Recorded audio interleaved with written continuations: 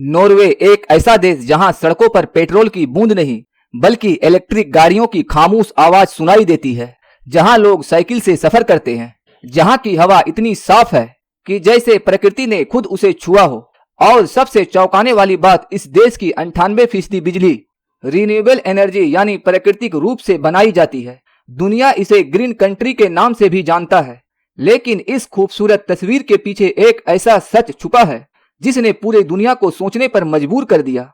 ये कहानी है दुनिया की सबसे साफ और अमीर देशों में से एक की, जो क्लाइमेट चेंज के खिलाफ लड़ाई का चेहरा भी है और उसी समस्या से अरबों डॉलर कमाने वाला खिलाड़ी भी।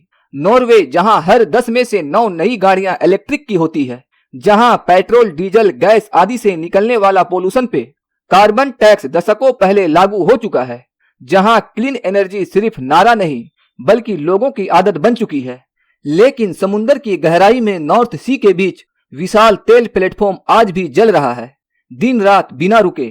और वहीं से शुरू होता है दुनिया का सबसे बड़ा विरोधाभासा खेल, क्योंकि नॉर्वे खुद उस तेल का इस्तेमाल बहुत कम करता है जबकि उसे दुनिया भर में बेचता है। आज यूरोप में इस्तेमाल होने वाली गैस का लगभग 30% और तेल का 15% नॉर्वे ही देती है। यानी एक देश जो खुद पोल्यूशन से दूर रहना चाहता है, लेकिन दुनिया को वही ईंधन बेचकर अरबों डॉलर कमा रहा है। अब सवाल उठता है, आखिर ऐसा क्यों? क्यों एक ग्रीन दिखने वाला देश तेल के कारोबार से इतना जुड़ा हुआ है? इसका जवाब छुपा है एक ऐसे खजाने में जिसे दुनिया ऑयल फंड के नाम से जानती है। ये कोई साधारण खजाना नहीं है, दुनिया का सबसे बड़ा सॉवरेन वेल्थ फंड है, जहां 2025 तक करीब 1.9 ट्रिलियन डॉलर जमा किए जा चुके थे। सोचिए, इतना पैसा कि वहां रहने वाले हर इंसान के हिस्से लगभग 3.5 लाख डॉलर की बचत आती है। यानी आज समुद्र की गहराइयों से निकाला जा रहा तेल सिर्फ आज की दौलत नहीं बन रहा, बल्कि आने वाली कई पीढ़ियों का भविष्य भी खामोशी से सुरक्षित कर रहा है। लेकिन इस कहानी का सबसे असहज हिस्सा अभी बाकी है। जब दुनिया में युद्ध होता है, जब तेल की कीमतें बढ़ती है, तब नॉर्वे और अमीर होता जाता है।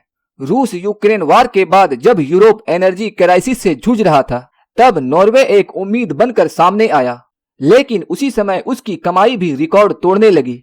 और अब मध्य पूर्व में बढ़ते तनाव और तेल की बढ़ती कीमतों ने नॉर्वे के खजाने को और भरना शुरू कर दिया है। कुछ लोग कहते हैं, जब दुनिया जलती है तो नॉर्वे के बजट में पैसा आता है। देश के अंदर भी इस बात को लेकर बहस तेज है।